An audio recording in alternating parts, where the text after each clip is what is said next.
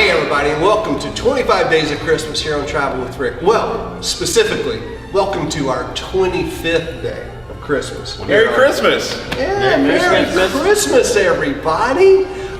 Thank you, John. That was so cool. Well, guys, I got some really cool guests here, and we've got some really great people out there watching this video. Thanks for showing up on Christmas Day. Now, I know probably most of you are watching this after Christmas, so we hope you had a great Christmas. If you are watching on Christmas Day, you're a real fan, I'll tell you that. We're not watching on Christmas Day, probably. I've already seen it, so yeah, I'm not watching. But listen, guys, we've got some great guests. You guys know these guys. You've seen them all month long. You've seen them during Food and Wine. You've seen them all year long. Last year you saw them. No, you're not getting tired of them. Hey, John. Hey, buddy. Good to see you. Park Hopper John right here. With you in the house, Tony Casanova. How you doing, buddy? Good. Disney by the numbers, Tony over there. And hey, Rhino Ken. Hey, how's it going, buddy? You guys all know him from our Food and Wine episodes, and of course, a few things around Epcot this month. Great to have you guys here. Great to be here. Great to be here.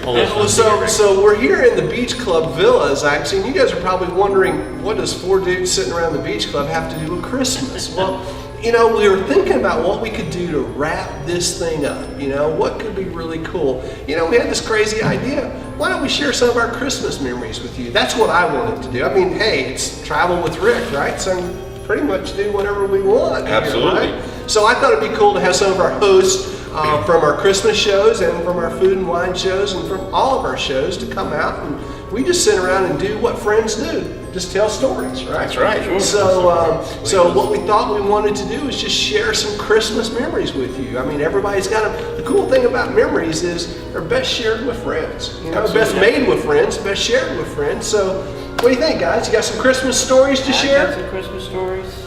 Go ahead, buddy. You look like the one. You're going to start I'll it start it off. All right, so some of my best Christmas memories are back in Wyckoff, New Jersey, and I'm Italian, if you can't tell by the name, Casanova. So a lot of them are... And I couldn't tell by the accent either. You're from the New Jersey accent, right. And Christmas Eve is really the big dinner for us. Christmas Day is really you get together with all the extended family, but Christmas Eve was really our family, my uncles, my aunts, would all come over. I'd probably say no less than 30 people at Christmas dinner.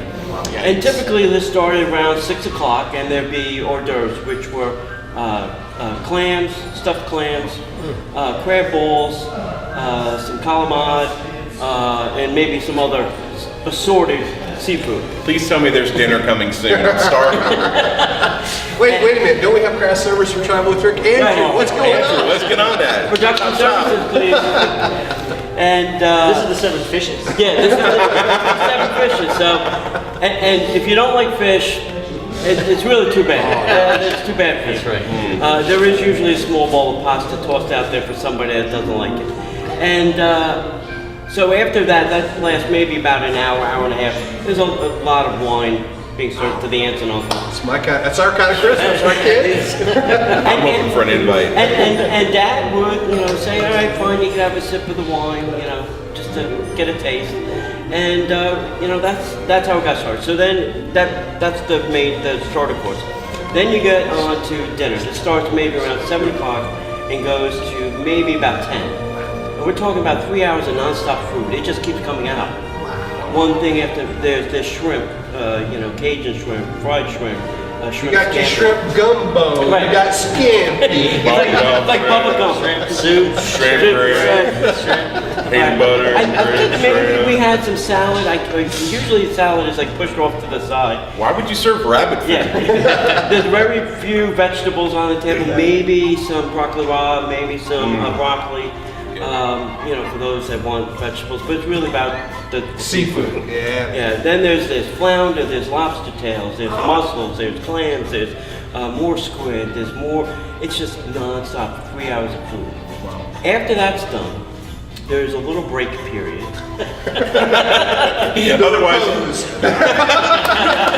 Otherwise known as a coma. You pop the belt, you pull it up a notch, and then usually the guys would clear one end of the table and play some poker. My uncles and we'd all play poker and smoke cigars, and then And the whiskey comes out. the whiskey comes out, right? And we would do that for a little while, and then the women would be at the other end getting dessert ready at the other end of the table.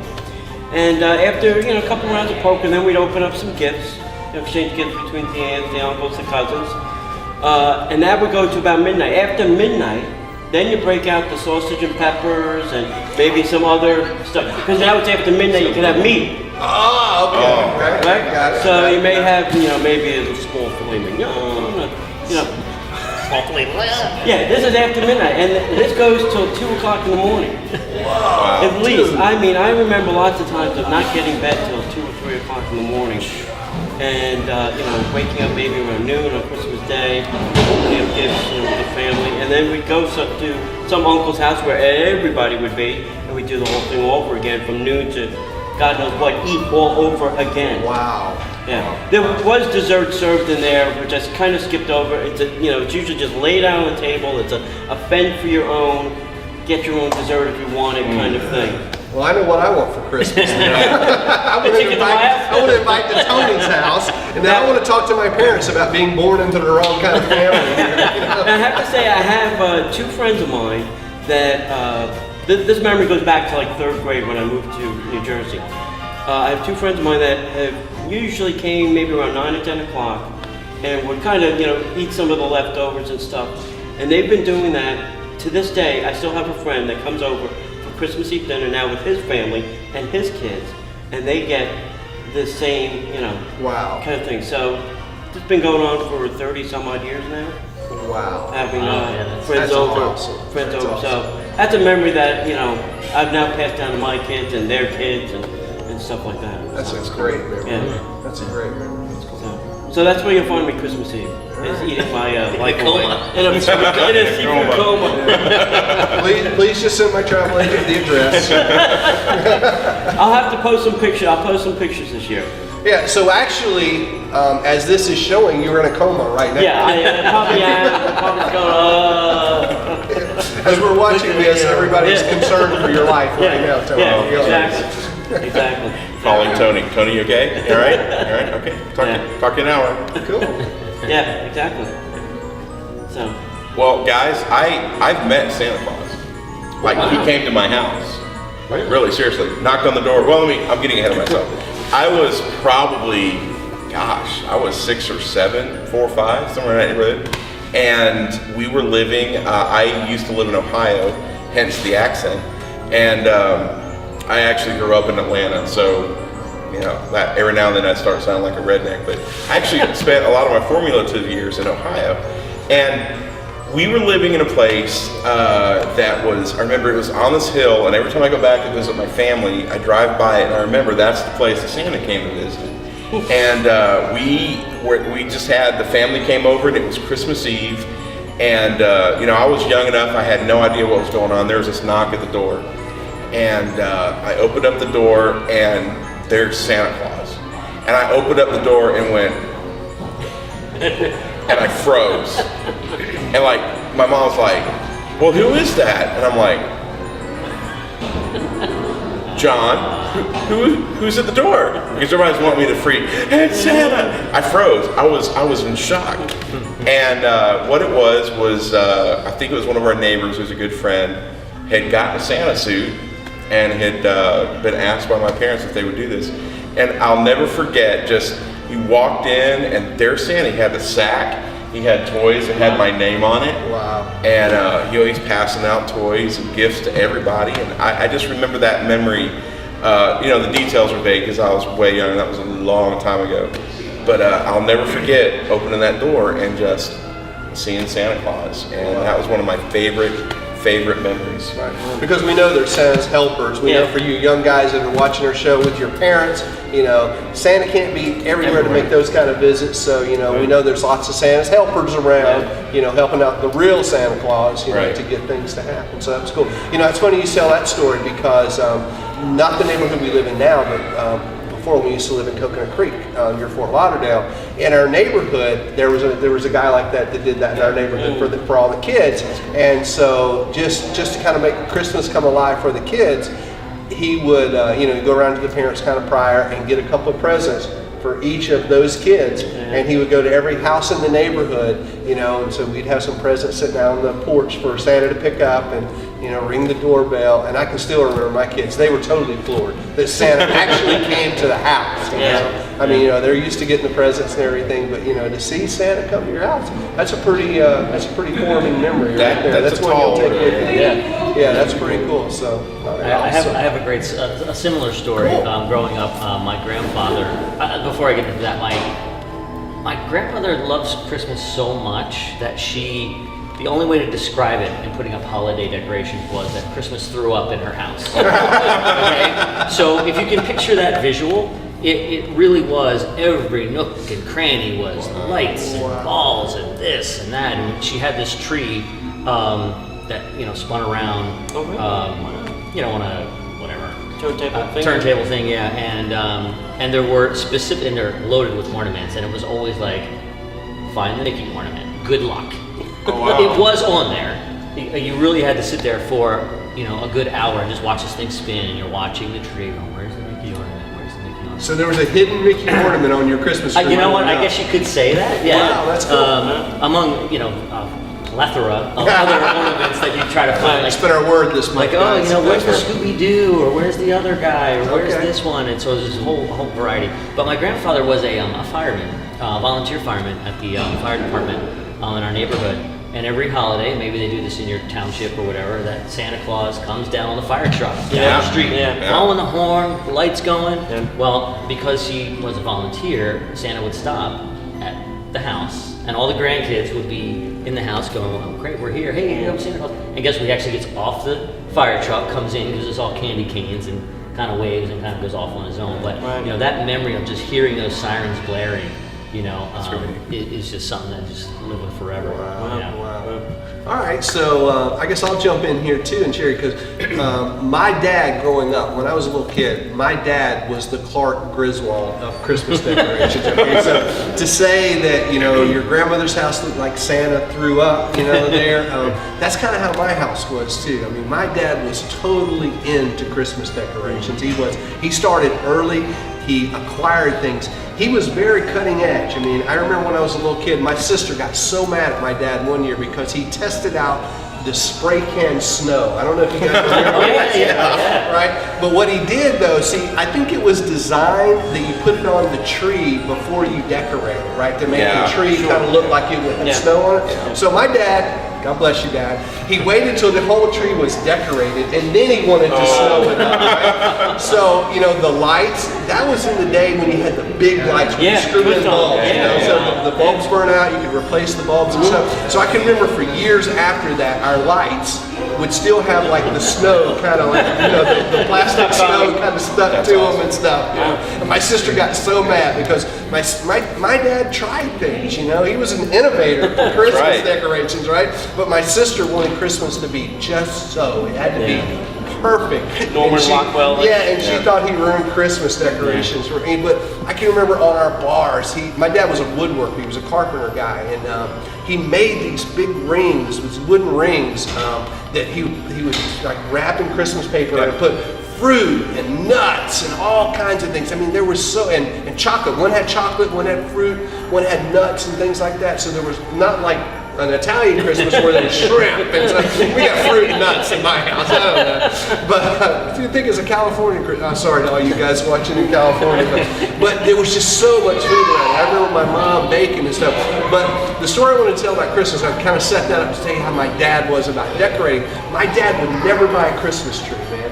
He would always go out. He had this aversion to going to like a Christmas lot. I mean, our Christmas tree was never artificial. My wife grew up with artificial Christmas trees, like the silver tree and the whole deal. So when we got married, you know, we always had a real Christmas tree, because that's the way I grew up. But my dad would never go to a lot and buy one, even though they're like $5 or whatever. We would have to go to the forest and find the tree, right?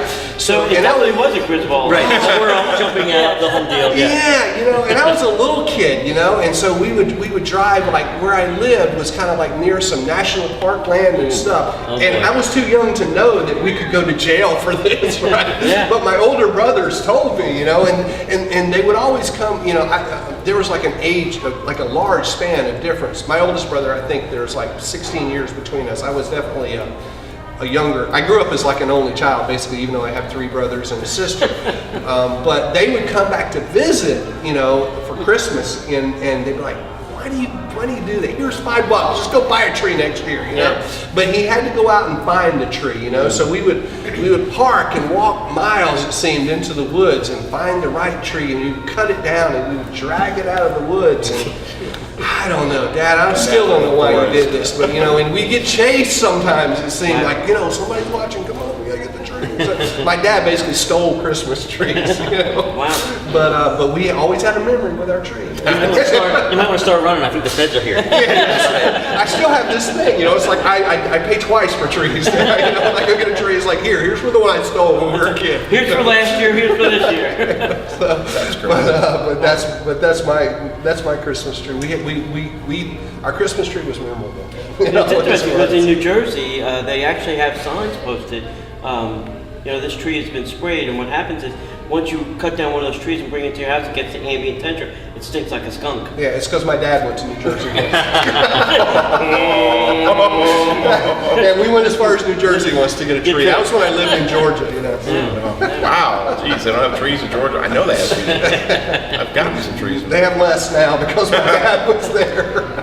It's a Paul Bunyan of Christmas trees.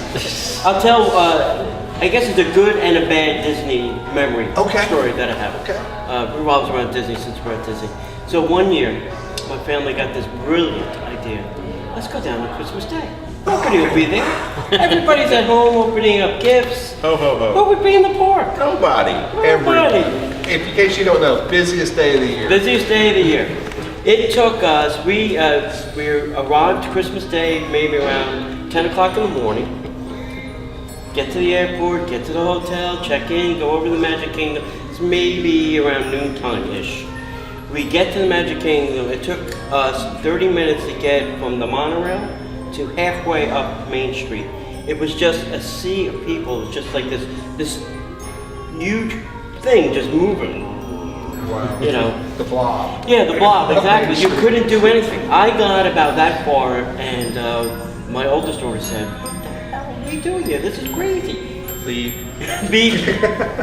So the two of us said, "Listen, we're going to go do something different because this is crazy. Well, maybe come back tonight when maybe some people go home, or go for dinner or something." Right. So my mother, my father, my sister, and her 2 kids said, "Fine, they're going to push on." I said, "Well, we're going to go do something different." We just rode the monorail around the Deluxe Resorts and went and had lunch and saw the different Christmas trees and the decorations and stuff like that. And for the entire 5 days that it was just busy. Yeah.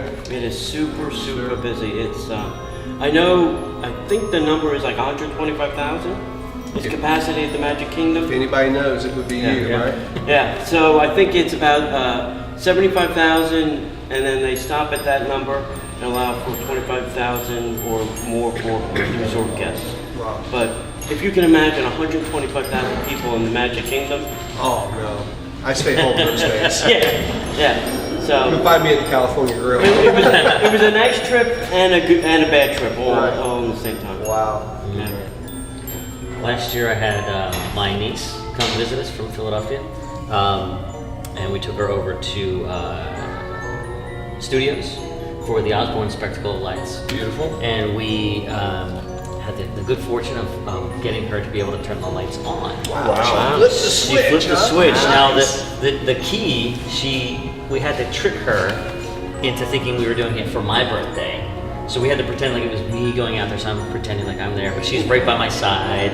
And then finally we kind of position her right by the switch, and it's like, do the countdown, and she flips the switch. And I'll never forget the expression on her face when she flips that switch and she turns and she just sees these lights, these 5 million lights, and it's just this jaw-dropping amazement, of wonder, of her, and I can still see her face, as we speak to do that. It was like such an amazing time. Cool. That's what it's all about, right? It is, and then of course she wanted to find the purple cat and all the stuff that goes along with the spectacle light. So we did that, and It's fantastic. Yeah, if you guys don't know about the Black Cat, definitely check out our, we have an Osborne Lights Day here on our 25 days, and then check out last year's too. We actually found the Black Cat. Always find the Black Cat. That's the thing you do, or a purple Yeah, cat. purple, or yeah. The cat, that's The what cat. you do. So, cool, cool. Well, I'm the young pup when it comes to being a Disney aficionado, Disney fan. The first time that I really ever came to Disney and was aware of what I was doing was because I came one time with my Came to dad. Disney unaware? Yeah. Fun. Quick story. I came to Disney one time with my dad. I was like 17, 18, and we went to the Magic Kingdom, and I had no connection with it at all. I walked in and was like, this is kiddie stuff. I want to go to Epcot. And so we stayed for a half day at Magic Kingdom, then went over to Epcot, and it was just so busy we really didn't get a chance to do anything. But so I wasn't really hip on Disney. But in 2006, my wife and I were convinced by some friends of ours to buy passes. And so we bought passes, and we'd been coming. Our first experience was going to Epcot and walking around to the Germany pavilion, and we sat there, and then we were there with our friend, so we would each take turns running and grabbing food or something to drink, and then illumination started, and both of our jaws hit the ground, and we were instantly hooked, and we were like, we've got to go to Magic Kingdom, tomorrow. So I've actually read this story on your blog. yeah, It's a really cool story. So let's flash forward a couple of months, and it's December, and we had never been to the Magic Kingdom for Christmas, and we walked through the turnstiles, and we're just completely blown away. It's amazing. It's everything you think that it is on TV. If you've never been, you need to call Rick at Kingdom Magic Vacations and book your trip today. Because they leave the decorations up a couple days after New Year's. You can still make it. Right. Yeah. But don't call me. Call one of our trained travel professionals who won't miss your vacation. That's No, right, we'll do a great right. job for you. Call Carrie. Right. So right. So we were Or just Kim or Denise or Laura. yeah. There's so many great. I've not had a bad. Anyway, so we go, and we were just incredible. We were just blown away. We were here for a weekend. So this is dovetailing into your story. We had never gone to Hollywood Studios for Christmas. We had no idea what to expect. We walk in, we walk around, and then we go to the Avenue of the Americas to see this thing called the Spectacle of Dancing Lights. Oh, great. It's a light show. And you're an AV guy, right? And I'm an AV guy. We had no idea. We watched them flip the switch, and my wife turned into a 6-year-old. I'll never forget that moment as long as I live. Literally, I could sit her down and go away for like 6 hours and come back, and she's still in the same spot. And when the lights were going and it's snowing, we'd never experienced snow in Florida, up to that point. It really And doesn't snow here. no, it doesn't. It did one year. But it snows on it snows on Main Street Right. and at Hollywood Studios every Right. night Every during night. Christmas. Yeah, it was incredible. And just having my wife turn into a 6-year-old and experiencing Christmas here at Walt Disney World for the first time was it's my favorite time I love fall and Christmas at Disney. It's my favorite 3 months out of the year. Right. Yeah, it's amazing how the whole Walt Disney World Resort can turn grown people into 6-year-olds. I love it. I still turn into a 6-year-old every time I come here. Believe it or not. I turn into a 6-year-old every time I leave. I don't want to go. Right. All right. So everybody's sharing a Disney story. I guess I'll have to share one too. So I'll tell you probably my favorite Christmas story for Disney was actually the first time I ever walked into the Wilderness Lodge at Christmas. And that's one of my favorite resorts. And if you guys haven't seen the Wilderness Lodge at Christmas time with all the decorations, check out our video. You'll get kind of a little bit of an idea of how cool it is. You have to be there to see how really cool it is. But in 1995, we were planning a trip actually for my family, for another family, and Andrew Harris's family. Andrew, how old were you think? He was little. He was small. 1995. It's 2012. He's 25. 26. You do He the wasn't math, operating so. the camera back then? No, he wasn't running the camera. He was running around the parks, you know, little whippersnapper that he was.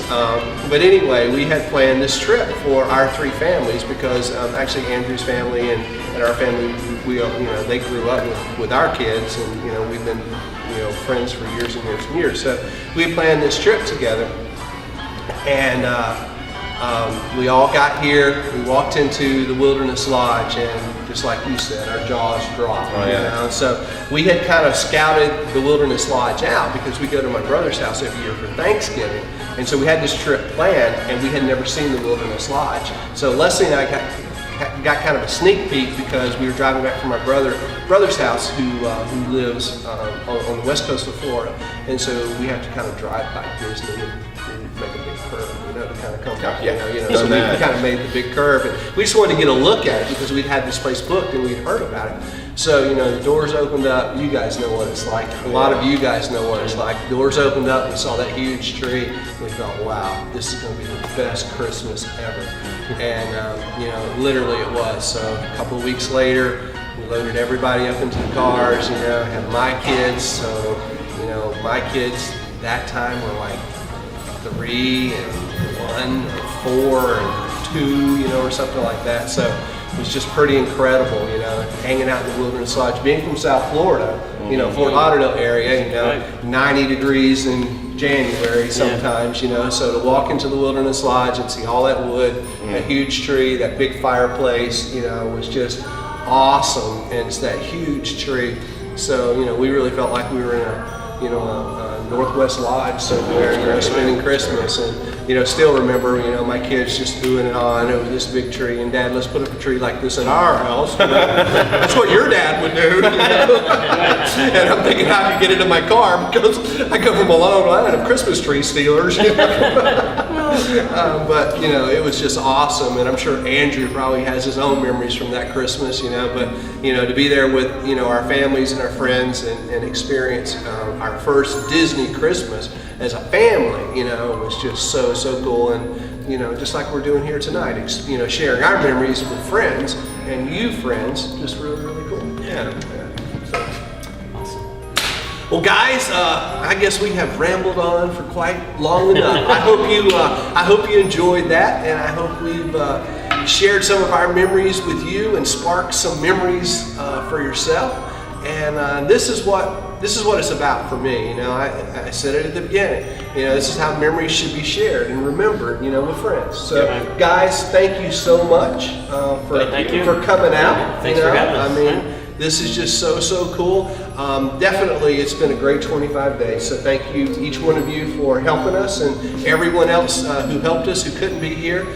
We so appreciate it. I want to definitely thank Kingdom Magic Vacations, and my wife John mentioned it, but 25 days of Christmas, guys, it's no joke. It's brought to you by a generous grant from Kingdom Magic and my wife Leslie, who signs off on me being here for a lot of the month, and Andrew being here. So, sweetie, thank you. Merry Christmas to you, and Merry Christmas to the whole Kingdom Magic family, to the whole Travel with Rick family. A big thank you to Andrew for being here all month long and A lot of work. for lugging the cameras around, for running all around Epcot and filming all those storytellers, for running around all the resorts and filming all of those trees and all of those decorations. Andrew, you are the very best cameraman out there. Well, you're the only one I got, so you're the very best cameraman on Travel with Rick for sure. And I definitely appreciate all that you do, as I know all you guys do. Make sure you hit Andrew up in the comments below and tell him how much you appreciate it. And guys, for all of you, all of your families, Merry Christmas. Merry Christmas. And Merry Happy New Year. Christmas And Happy to New all Year. of you, Yeah. and Happy New Year. Man, we got a lot of cool stuff coming in 2013. We're all going to be back at Food and Wine next Oh, I year. can't wait. Absolutely. Let's go now. Oh, wait. We got cruises coming up. We're going to Panama. We're actually, by the time you're watching this, we've already been to Panama. But in May, we're going to Panama with Disney. We're going to take you all the way through the canal. Okay, we're going to go from Miami to LA, through the canal, and we're going to bring it all to you right here on Travel with Rick. We're going to more ABDs, Adventures by Disney. Got And some we're cool gonna have the stuff. expo next year too. And we've got D23 Expo coming up. Expo. Are you going? Maybe. Are you going? I'm going. I'm going. I'm going. Are you going? You better be coming. Yeah, you'll come with us. If you can't be there, we'll put you there, at least in some videos. So we've got that. Lots more coming up on 2013. 45 days food and wine this year. How many? I said that to Andrew. I said we should do every day. Every but day. No, I think Andrew's going, no. just October. October is Food and Wine Month. I think that's good enough. Yeah. October will definitely be Food and Wine Month. We're looking forward to that. It's going to be awesome. And listen, guys, whatever we do, we're taking you along with us, and we're so thankful for you. We appreciate you guys watching. Appreciate all of your comments, all of the views, all of the shares, sharing us on Facebook, sharing us with your friends. Thank you so much. We wish you a Merry Christmas. Merry Christmas, So from all of us, all of you, Merry Christmas, Happy Holidays, Happy New Year. We'll see you right back here real soon on another episode of Travel with Rick. So long, everybody. Bye. Love you.